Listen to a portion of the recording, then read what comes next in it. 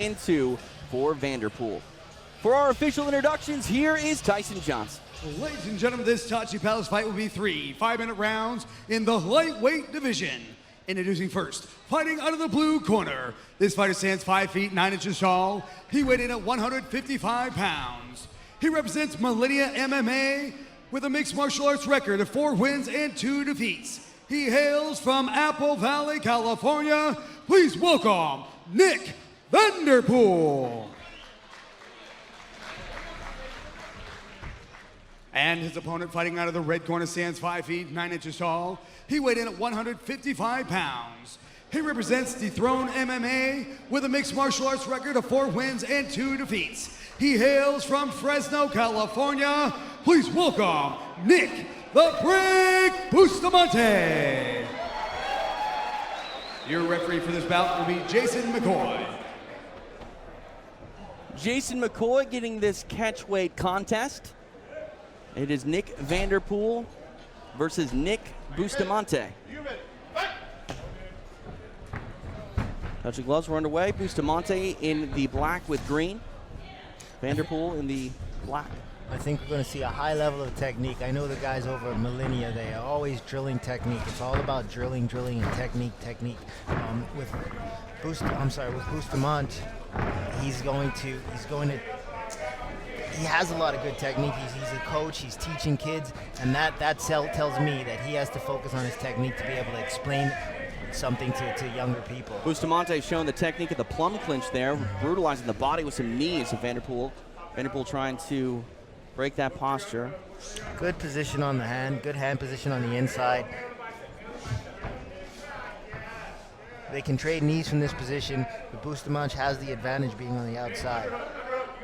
Bustamante, I'm sorry, I'm so used to Murillo Bustamante. I asked him if he preferred Bustamante or Bustamante. He said Bustamante and looked at me funny. Maybe they're not related.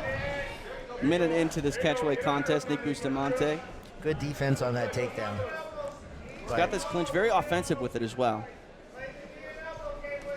Yeah, good job by Vanderpool getting his hand free, doing some damage with his back on the fence, but he's got to turn him around. It seemed that Bustamante kind of let him turn him around, but was able to return and get back to that dominant position on the outside. Little open hand pop to the ear, but he was able to. He's got it. Vanderpool has to keep this position. When he's able to change that position and get to the outside, he's got to stay there. He can't let Bustamante turn him around so easily. Bustamante disengages, goes back to space.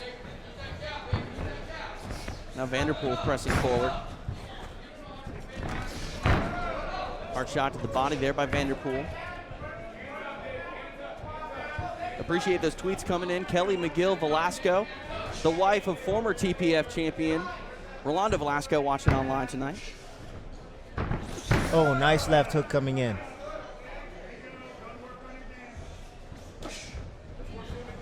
The one thing about taking a fight on short notice is what the gas tank's going to be like.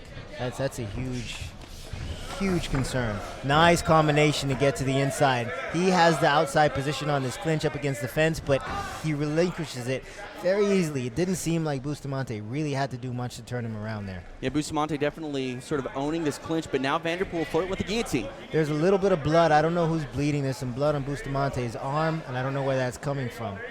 More than likely it's from Vanderpool's face or nose maybe. There's some on his back too, but I don't see where the cut is. I don't know if this is necessarily a submission hold here, Eve, but this is a nice control move for Vanderpool, who's largely been dominated in this clinch, controlled. Yeah, one thing he could have or should have done was snap him down with that front headlock. That would have been a great opportunity for him to put some weight on him, drain some of that gas tank. Oh, nice elbow there, standing by Bustamante. Bustamante comes high with the kick. Vanderpool answers with the right hand. Effective standing elbows, Eve. They're my favorite in mixed martial arts.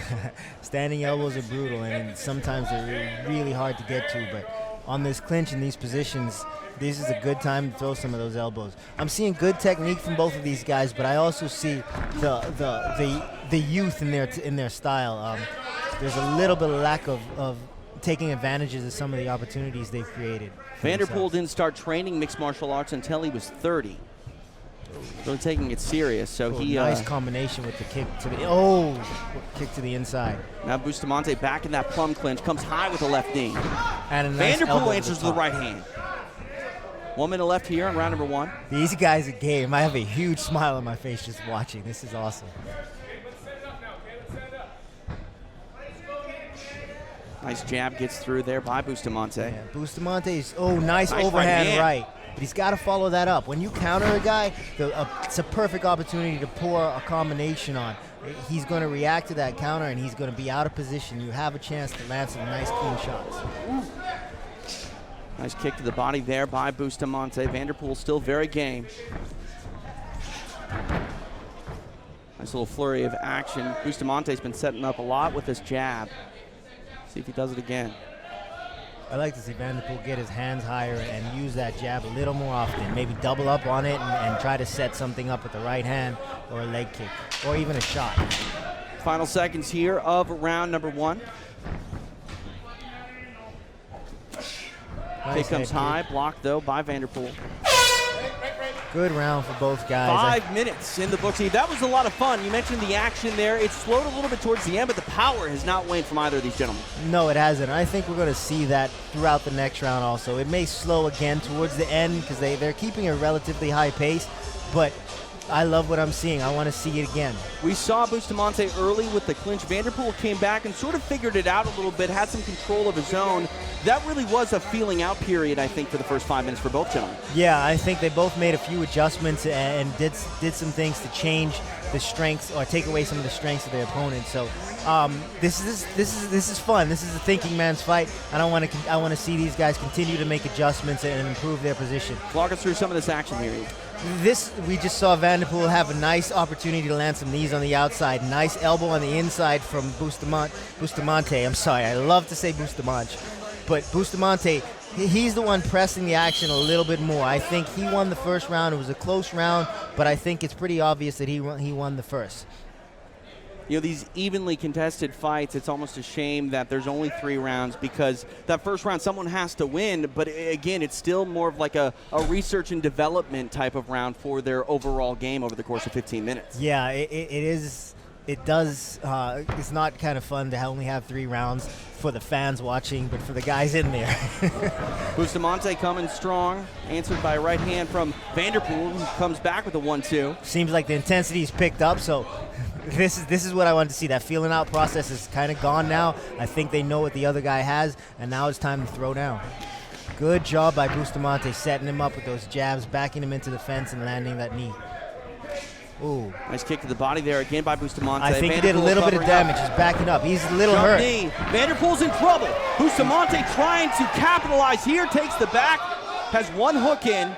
Vanderpool needs to move, needs to readjust here. He's got Bustamante on his back now. Looks like both hooks are in.